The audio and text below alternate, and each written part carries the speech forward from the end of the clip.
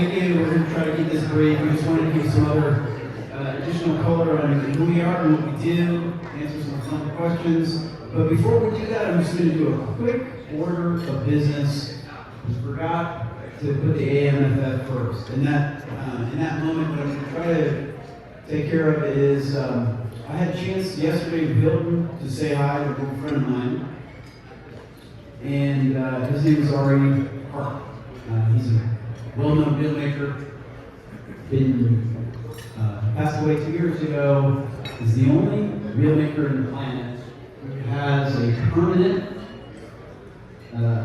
reel in the Museum of Modern Art's collection, which is a pretty big honor for those of you who follow him.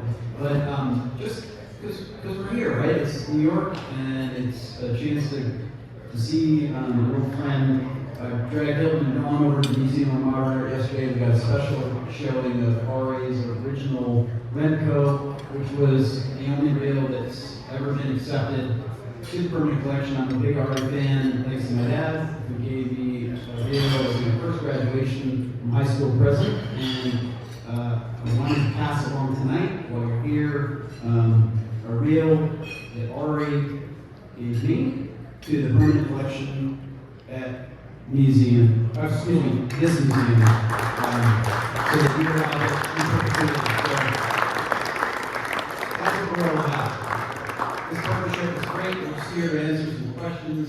We'll try and keep it brief. I know everybody's a little behind schedule, but what we thought we would do is just quickly go down the line, answer some fun questions. Everybody knows me now. They know Hilton. They know Greg Case, Chris Wood, president of Travel Limited, one of our closest partners in crime, and then our founder, Jack Dennis. So I'm going to kick this off with just a simple question, because the film was last, and that is for Hilton. And the question is, tell us, Hilton, a little bit about the inspiration for why you chose the point of view of the narrator intention. Make sure you call everybody talk close to the mic. It's the only advice I can give it. So Hilton, give us some color. What was mine? First, thanks for having me up here. Thanks to everybody for having me up here. I also want to thank my wife Dawn, who was very heavily involved in the making of the film as an associate producer and executive producer of our lives. So everybody say thanks to Dawn real fast. Thank you, Dawn. So the story came about randomly last March. We were sitting at the Bistro in Jackson Hole on a snowy night after the International Fly Fishing Film Festival 23. And we had a movie in that as well. And the group was sitting around the table with the executive producer of the film festival. And we were talking about the one fly tournament, and the guy in my chimed in. One fly, I'm trying to fish it. It's something I've always wanted to do. I've been enamored and fascinated by the event for years. And there was another filmmaker at the table who was also associated with the film. And he said, well, I think you go this way and that way, and that's what we've done. I thought, well, what if we told the story from a pretty different perspective? Let's humanize the fly. Tell the whole story from the perspective of the fly. The executive producer, and for those of you who know John Turner from Wyoming, they were seeing it until it's perfect. So as soon as those two blessed it, I thought, all right, well, maybe there's something to work with there. So we developed it, and we said, yeah, awesome. Great case, Chairman. The Jackson Hole One Club Foundation for many years now. As you sit on the eve of the third generation, and you'll talk about this tournament, where and you see us going to the next chapter. The third generation, where we go. That's a loaded question. First of all, I want to thank the AMFF for sponsoring us and giving us an award. I agree with doing that tonight. A wonderful deal tonight. I think what seems to me, at least, to make it a pretty successful auction for the AMFF tonight, which is great. So thank everybody.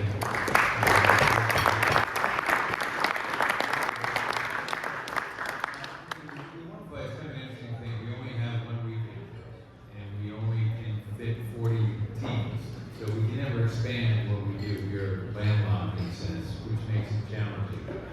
The founders and the early entrants like Jack Dennis and Bob Williams and others that are here, I think gave us an incredible gift. John has been a machine and taking advantage of that. The auction and hopefully get this going, maybe it's a reason for us. But I think really what we need to be looking forward is continue to do what we've done with regard to the important parts of raising money for this resource, which is conservation, education, restoration, and community. I think you have the community involved. You don't have the community involved, guys and outfitters. You miss a big piece of it. So every year when we have the event, I shout out to the guides, for many of us the guides, the folks that introduce us to the school and give us a love for it. They really are stewards and sort of frontline people who fight for the environment. So I want to make sure going forward that we continue to support them and the community, and I think we need to, like a lot of organizations, find some new women and men that can participate with the floor level, in the event itself, so if anybody here is interested in itself, certainly let us know. But more the same, but looking to expand and diversify a bit. Chris Wood, President of Travel Limited, probably our closest partner for many, many years. We could have brought many partners, but this is the one that we've partnered closest with. As Christine's in the audience, American Rivers is here as well. Chris, what is kind of a leading member of the cold water conservation movement? What is it in your mind that makes the One Fly Foundation unique? Why do you continue to see what we do? Well, again, thanks to AMFF for hosting us and having us. Thank you for having me. I'll just point out for the record that Tom Kiernan of American Rivers left. I saw him leaving. But I do want to call out Leslie Steen. Leslie, if you could stand up for just a second. Let us recognize your amazing Leslie directs our work on the headwaters of the snake initiative, where basically Leslie's job is to make sure that the finest native trout fishery in the lower 48 stays that way by protecting the really important areas and then reconnecting and restoring the other areas. There might be some people on the cloud who would argue with me about that, but it's hard to argue that the foundation has made a huge contribution to us. We've received over $500,000 from the foundation over the years to reconnect and restore rivers like the Grovant, the Salt, the South Fork of the Snake. Leslie drives much of that work, but it's the ability to bring people together and to allow anglers to give something back to this resource that gives us so much joy and asks for so little in return that I think is what makes the work of the foundation so special. Awesome. Thank you, Chris. Jackie?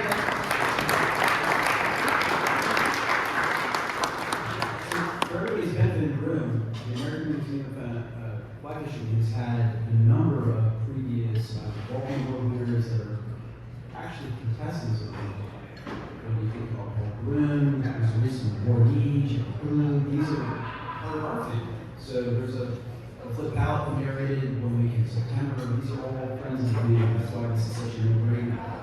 For Jack, the question here is, tell us about the genesis of the tournament and Lee Wolf's famous article.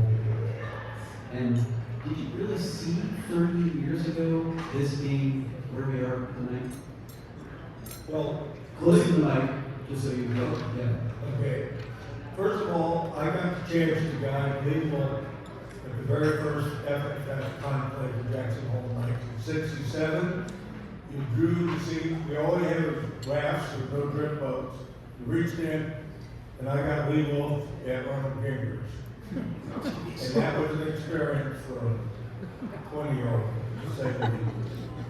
And I learned that fishing was a lot different with older people. And what they said to each other wasn't always the truth. And you look like an old royal wolf, he was called. can't reach, and they go back and forth. And, you know, like, when are we gonna finish?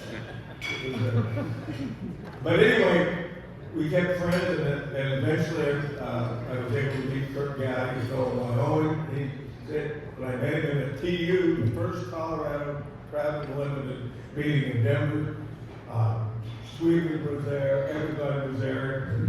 Walked up and said, I'd like to introduce you to a guy from Jackson Hole. He says, who are you? He said, my name is Jack Dennis. Never heard of you. And my whole idea was going there was a continental American sports. And he said, you know, I'd like to do American sports in Joe Jackson. I went there as a kid. Oh boy. He said, I've heard Sweever enough. Let's go to he had all this entourage. We went and watched Louis Armstrong play and put the deal together to do American sports. And anyway, we did it, became lifelong friends. My wife, will tell you, is the second father to me, and was all the way to his funeral in Boston. But he always was competitive, and he was the announcer.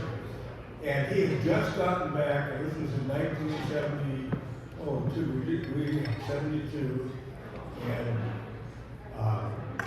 he said, look, I just came back to one shot animal hunt, and I got a great idea. Lee Welch wrote both of us, and we gave him our, if we only had one fly, what would it be? We both picked them up and down. It was for trout fishing. And the woolly bugger, everybody, I know you're going to say that, it was woolly worm.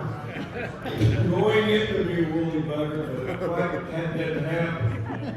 Okay, so he said, let's have a contest. I'll announce it. Put it at Turner's Triangle Ranch, went down to Dead Man's Bar, and he announced it, and all the singing trips going by. There's Kurt Gowdy, we're doing the Jackson Hole one fly. And he says, okay, Howard, what do you think of this? He'd do the perfect Howard Cosell. And he'd go back and forth, and Dennis canceled up the bank. Oh, he hooked this fly in there. Oh, he saved it. And all the people were going, well, I know that voice. So that kept going. And we did it every year in a different river. And it went on until like 76, he got this Paul Bruin, who was a local writer that was from Florida and knew everybody. And he said, get Dennis on it. And he kept bugging me and bugging me. It only took 10 more years. It was slow learning. And we did it. And Paul and we had friends, it was just a group of my friends, and we somehow put 17 teams together. And that's what started it. 10:30 a.m. Driving up with no cell phones, the water ranger pulls me up and says, what are your guys are missing on the river? First one on the phone. My wife was in the ER, the helicopter, they found him. He passed away. That's 10:30, the first contest. Done, bad idea, over. We had a guy named Dick Carlsberg who started the two goose. But Dick let me take over. We took it, saved the one fly. We put the fellow who I knew really well, a tremendous swimmer, surfer, just bad luck going after the boat that got away. So, we built it, putting this kid through college, and we did it. We put the kid through college. And then what did we do?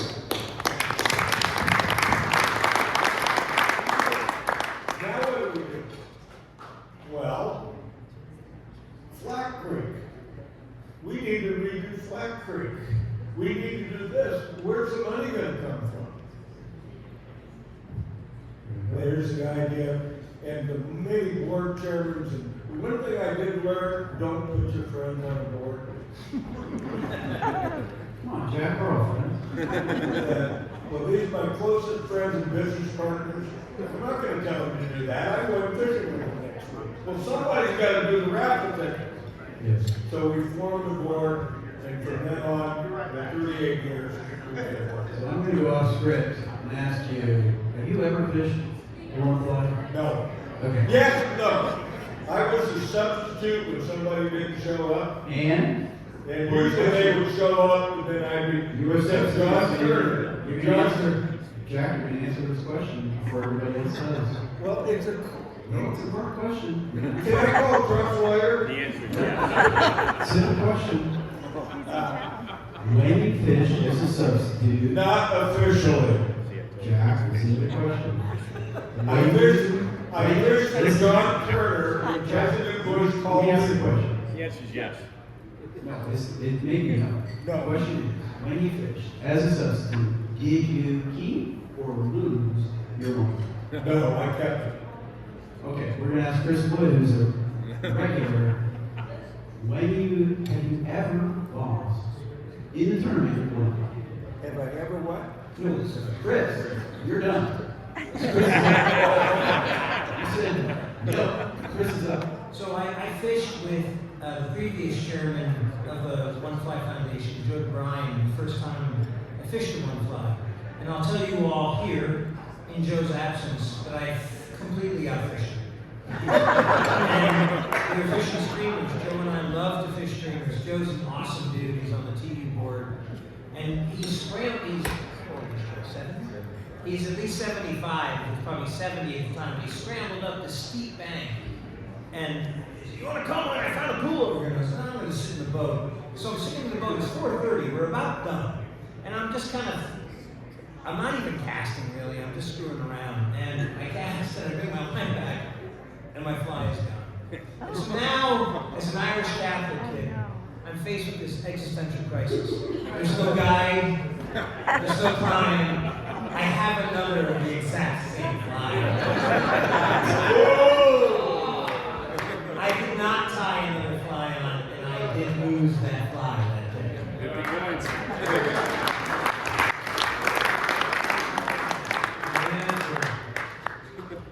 Okay. Well, yes, I did lose a fly, and it was a little size 16 Mark Sanchez mayfly, and about an 18-inch fish in the first 5 minutes. I thought I had a great fly, and went down a little side channel and hooked a big fish. And I'd done something that day which I'd never done before. I haven't done since. I had a double catch, which turned out to be a disaster. So I broke that fish off. The line came back with no fly. I couldn't believe it. And I spent maybe half an hour looking around the gravel bar, hoping I'd find this size 16 fly. And then I realized I really had lost in the fish, so I went back an hour before you change position. So I had another 30 minutes where I was still sort of in the game, and I put a streamer on and went back to fish the same water, hoping I could hook the fish. And it broke me off. So I had to recover my dry fly and get back in again. And unfortunately, I did not catch it. We're gonna give you a little color, a little context. If you're gonna make a film about the one fly, the board mandates that you have fished the one fly. There's no way you're gonna possibly understand what we do if you haven't actually been in the boat, felt the tension, and the game day jitters that you just described. So we made our wonderful director, Hilton, fish the one fly to see what it's like. So I'm going to ask Hilton the same very question. Did you ever lose your one fly when you fished the one fly? Well, thanks for making me do that. It was a great experience. I did. I had a really good time. I fished the second day of the tournament with my buddy Mark Rockefeller. We had an awesome day out on the boat together. Yes, I did keep my fly. It's probably because I only cast like three times the entire day. I was so stressed out about the whole thing. For those of you who know Boots Allen, he was our guide that day, and he was in second place, close to first. So tremendous amount of pressure. So yes, I did. Scott Sanchez decided me a fly that was great, and I used that in the spirit of one fly. In the tradition, there's like a little bolt on to that I felt John you had here. Y'all might do if not, feel free to check out. I kept my fly. It's at home right now. In fact, Dawn found it the other day. we have a 15-year-old little girl who's been hunting and fishing with me probably for the last 7 or 8 years, 9 years. And when she was born, I bought a little tiny silver wheatley fishing box, fly box for her. And on her birthday, every year, I put a couple of flies in there. Nothing special, just something that I think, most people remember. But I put things in there on her 18th birthday. I'm going to give it to her. And it was not until this past September when I came home with this kind of beat up little water blocker. I'm going to have all of the flies on the right-hand side that I can get into it on the left-hand side. I'm going to have the fly that I saved for my first one fly. Now, that was potentially going to be my only fly from the one fly until tonight. So I might have to get another box. Good work. And I'm going to answer that intellectually, honestly, very unequivocally. I have definitely lost a lot of flies in the one fly. So with that, I'm going to go back down the line, starting at my end, and just quickly kick off. So when you're fishing one fly, you get it. There's one fly you can fish each day. But that's sort of half of the exercise. The other half of the exercise is, I gotta keep this thing. It's not just put it on. I gotta keep it.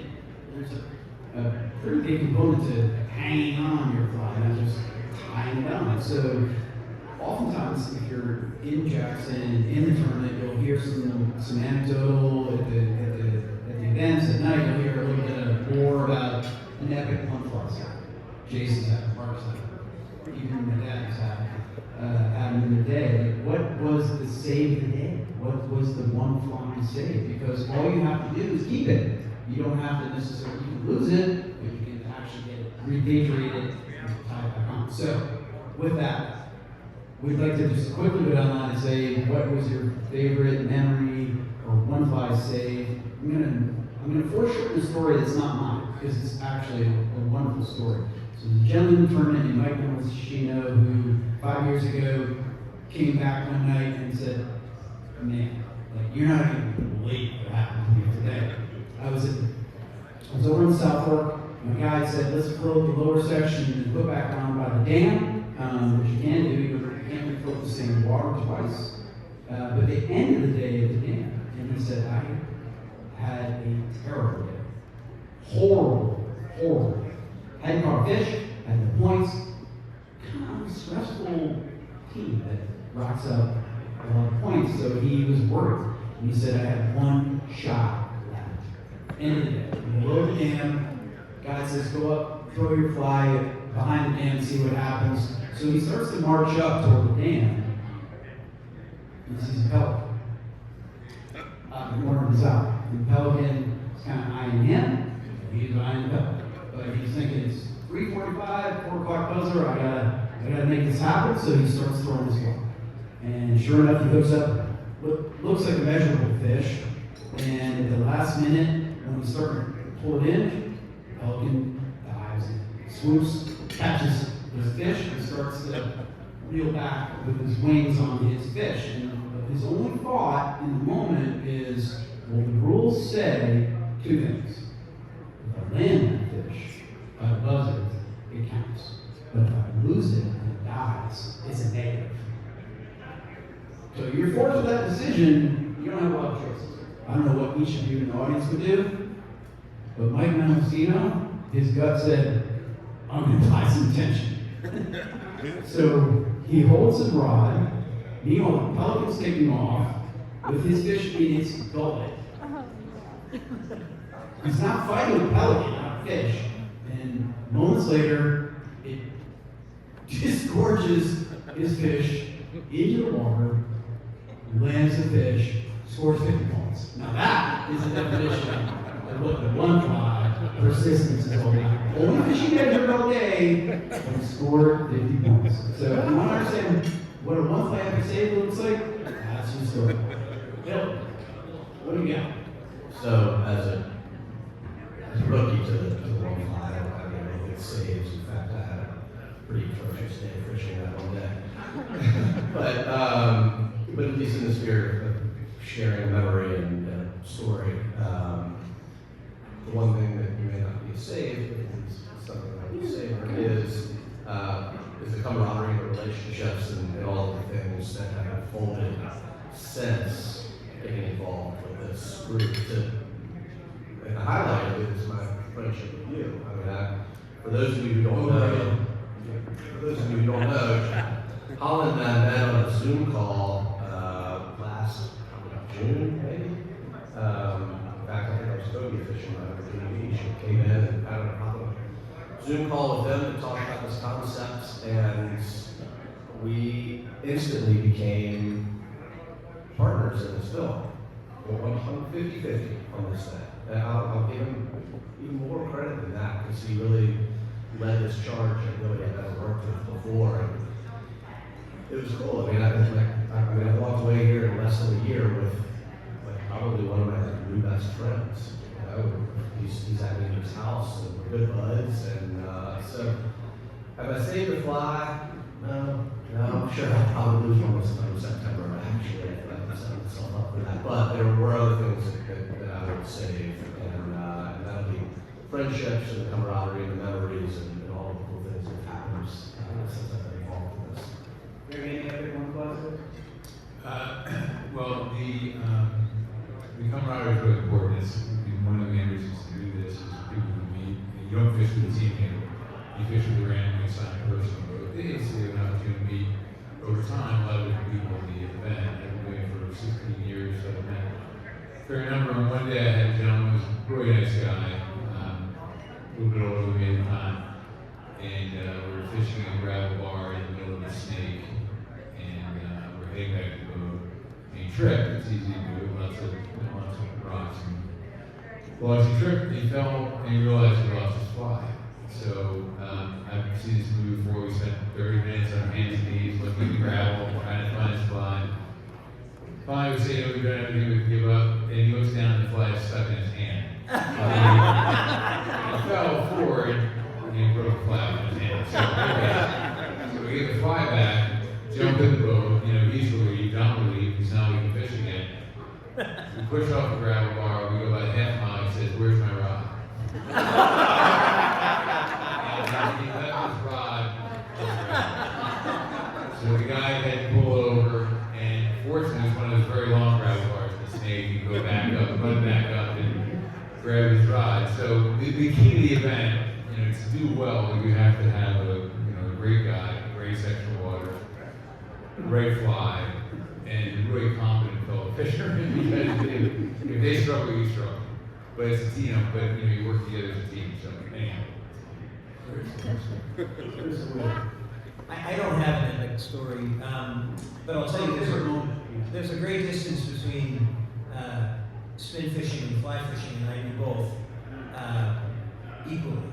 And when you spin fish, if you catch a snag, like we're fishing for shad in Potomac right now, if you get your rig stuck on one of the rocks in Potomac, what you do is you raise your rod and you put tension on it, and then you pop the bail.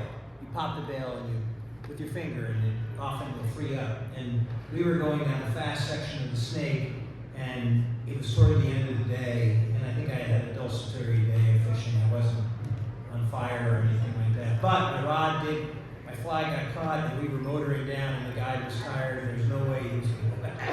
And so I did the pop thing on a fly rod. First time I ever did it, and by God, it worked. It's not epic, but it was practical. Jack, do you have a favorite moment? Well, I hear it from everybody. Yeah. I don't fish, I listen, and so I hear this story, and it's amazing. Fulton Chernobyls came out of the Green River and immediately entered the contest. I never heard the name Chernobyl. They were starting to use it, they floated. And nobody had ever used that kind of a fly at the start. And so one of the contestants out with one of my guides, and he's a very good fisherman, cast out, fish came up, broke off the fly. And he goes, "Oh, man," he started throwing the fish. And the guy said, no, wait a minute. The fly popped up, kept floating, and he starts going after it, another fish grabbed it. And he kept floating down the river, and then he let it go again. And then it was a fight between him and the small fish trying to get it.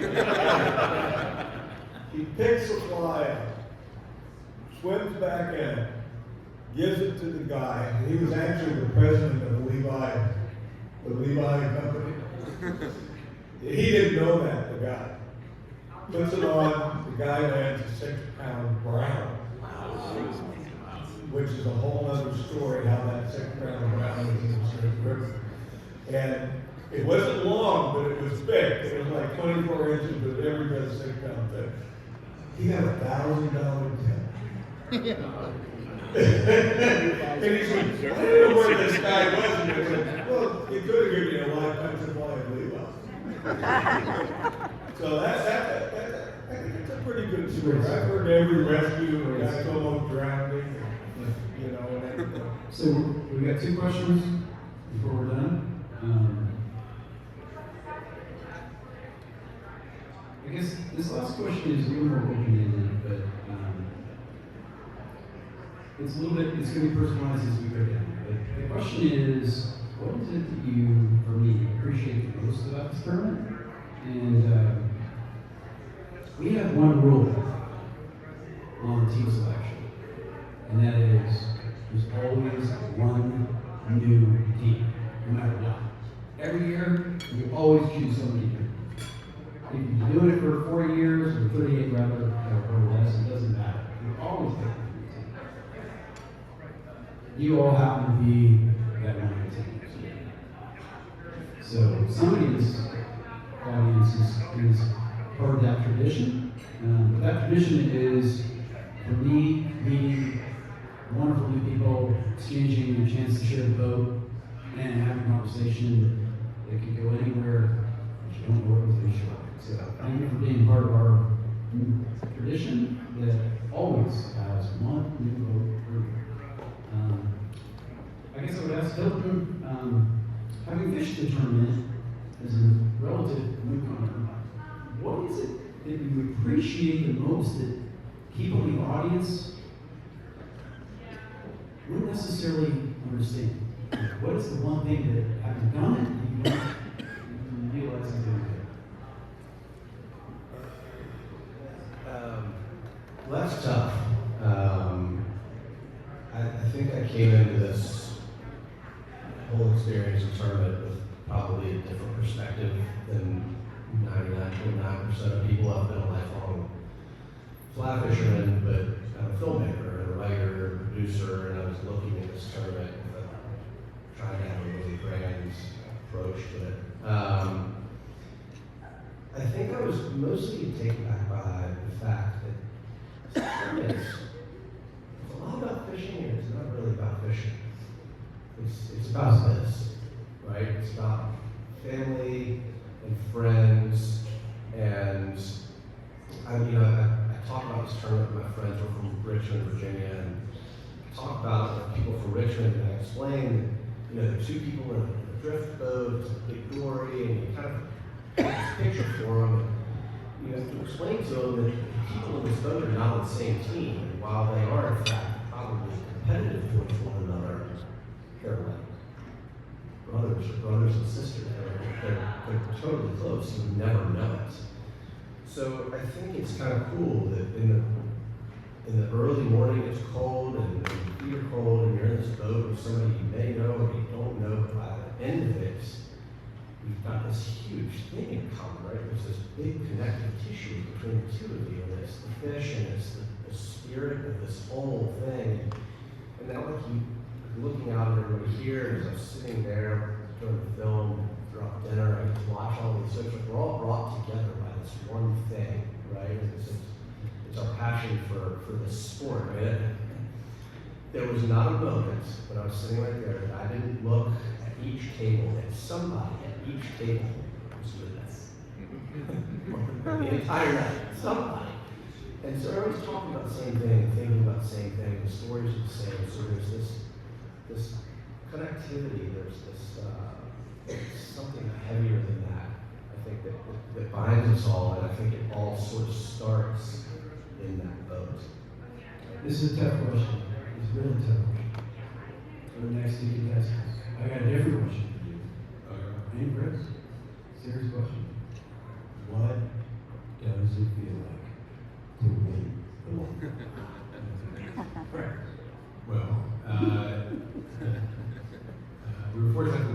year fishing on dry flies, which was interesting, unusual, because streamers usually do quite well, and it's sort of a miracle. It's sort of like a miracle. Other than the birth of my 3 kids, my marriage went away. Parents never went through it. But I would say, it's almost indescribable. But this picture that we actually started with, to me, is kind of interesting because I think that's either Moose Wilson or Dave Manson Moose, I can't remember. That's early on that float. As Hilton just said, it's cold and you're terrified. So when I think about the one fly, the anticipation going into it is like Christmas Eve when you're a kid.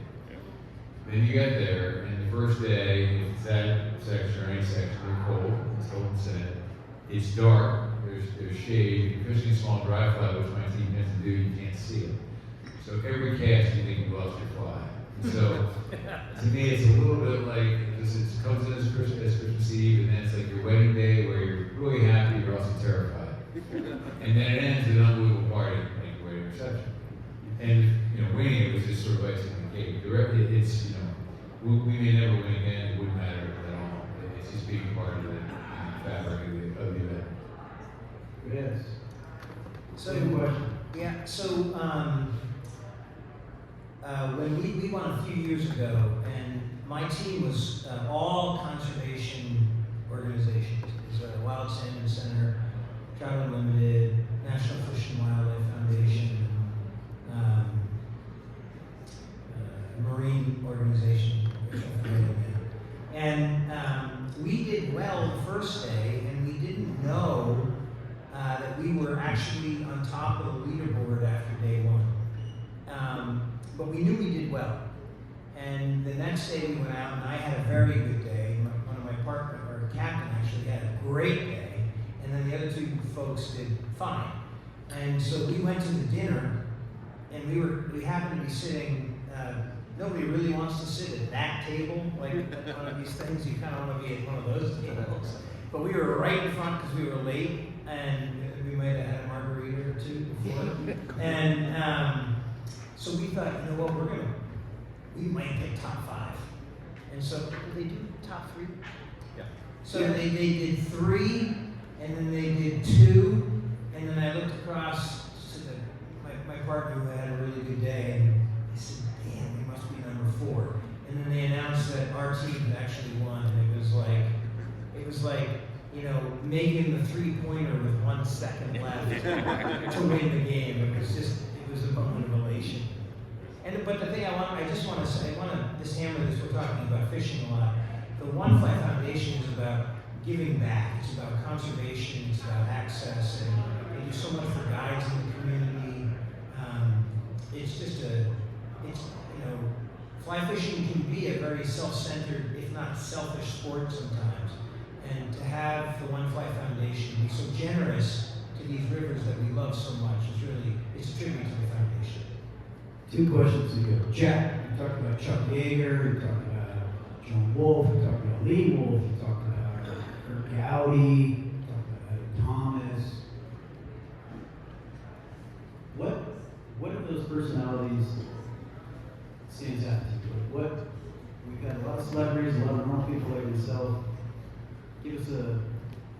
Well, we didn't really want to make this a celebrity type of thing. The saltwater went for celebrities, football players, and we wanted, we just, whoever wanted to come, and they knew if they brought Chuck Yeager, they'd get in. If they brought Merlin Olsen, they'd get in.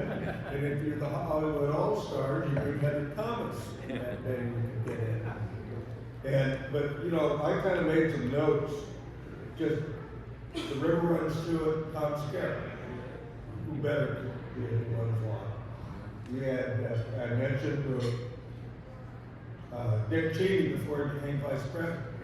Well, he wanted to go during the vice presidency, but it was not. Secret Service said absolutely not, and nor did board said absolutely not, Jack.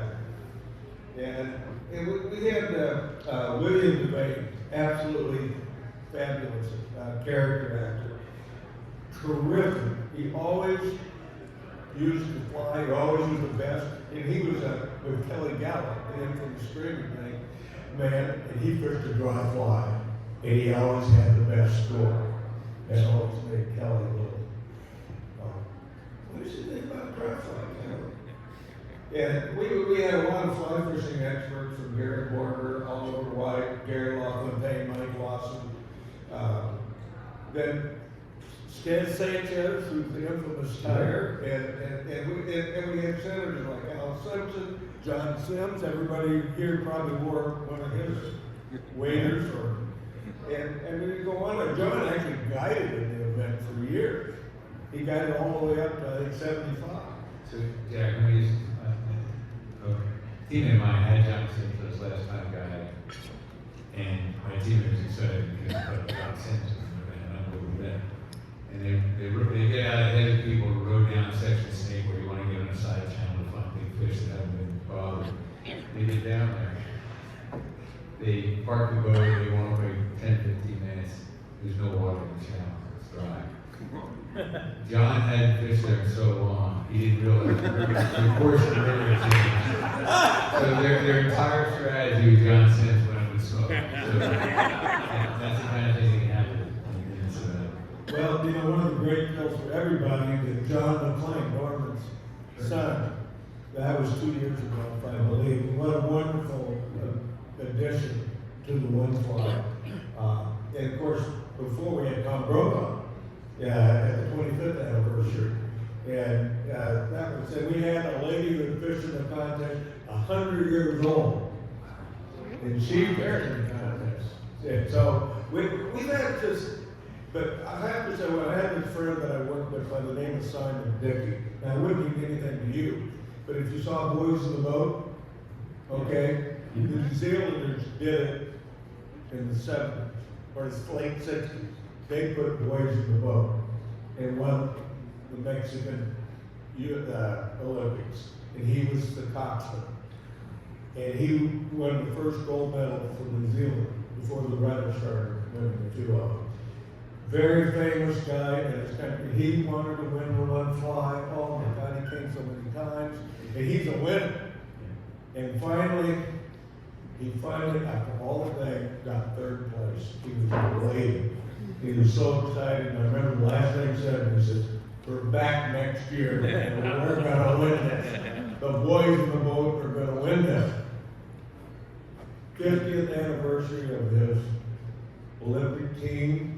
They have a big celebration. He falls off the roof and dies. Well, let's end on a positive note. But that was the most satisfying win that I saw. Front page news in New Zealand, and they said third place, other than Winter Olympics, third place, Jackson Hole 1 point. On the front page of the Auckland paper. So how's that? We've had some characters, some legends, leave it with one final closing note because everybody needs to get home. And so when you get back with the aperture and ask yourself, what is this thing we do? You hear a little bit about competition and not losing flies. But I would actually close with a thought I've never had before jumping on a plane and coming out here for me. And that is that we talk about our good work. It's all about every dollar that we generate goes back into the river, back into the cutthroat trout. Like that's what we're all about. But I've never actually come to realize until 2 days ago that the tournament itself, when you think about it, is a data. And by that I mean the tournament, year in, year out, is a scorecard, it's a barometer. The rules haven't changed and really haven't changed in 30 years when you think about it. And the barometer is that the same number of teams and the same number of anglers get on these bars and fish and generate points and scores. Well, when you look at the data, which I did, and I'm kind of a bit of a data hound, I actually realized that the absolute number that we score in the last 10 to 20 years has been within plus or minus 10%. Now, God knows that everybody on this panel hasn't gotten any better as an anchor. Right? So what does it tell you? It says the health was low has remained or gotten better. And so determinant is a data point of the health of the snake. I never actually thought about it this way, but I actually think every year we get a chance to test the health of the fishery. And this continues to be one of the greatest stories of all time on the health of the last great native cutthroat fishery on the planet. So, thank you for being a part of our evening. It's an honor to be here. This fishery is as healthy as it's ever been, in my mind. I hope everybody on this panel agrees. Thanks to the great work that you do, Chris, that we do, everybody in this room is a part of that. Let's keep this fishery alive. My daughter, your children,